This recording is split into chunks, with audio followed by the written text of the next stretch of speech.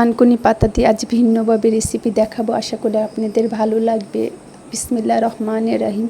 আসসালামু আলাইকুম, welcome back to my channel. থানকুনি পাতাগুলো ভালোভাবে বেছে ধুয়ে পানি ঝরিয়ে নিচ্ছি।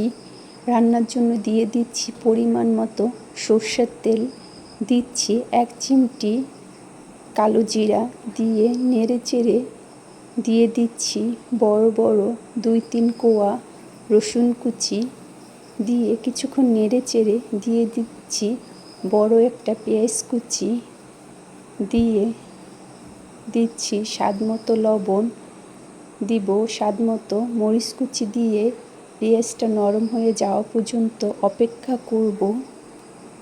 কোনো নতুন আপু কিংবা ভাইয়ারা আমার ভিডিওটা যদি দেখে থাকেন এবং আপনাদের ভালো লাগে, আশা করি আমার পরিবারে যুক্ত হবেন, লাইক কমেন্ট করবেন আর কমেন্ট করে জানিয়ে যাবেন আমিও আপনাদের পরিবার থেকে ঘুরে আসব।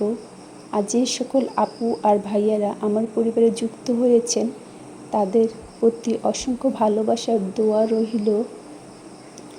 পেঁয়াজটা নরম হয়ে এসেছে, এখন আমি দিয়ে দিচ্ছি থানকুনি পাতা দিয়ে কিছুক্ষণ ঢাকনা দিয়ে অপেক্ষা করব। থানকুনি পাতার উপকারিতা আশা করি সবাই জানেন, কালো জিরার উপকারিতাও সবাই জানেন, যা ছোট এবং বড়দের জন্য অনেক উপকার করে।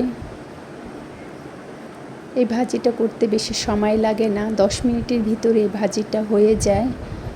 এখন আমি থানকুনি পাতাগুলো নেড়ে চেড়ে দিচ্ছি। থানকুনি পাতার থেকে কিছুটা পানি বের হচ্ছে, পানিটা শুকিয়ে যাওয়া পর্যন্ত নেড়ে চেড়ে ভেজে নিচ্ছি।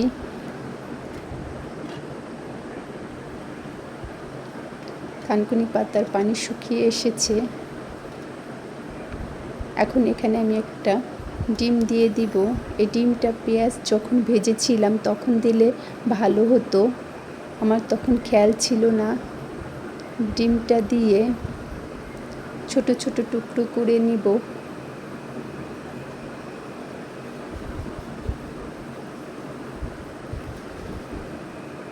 ডিমের উপরে দিয়ে দিচ্ছি কিছুটা গোলমরিচের গুঁড়া,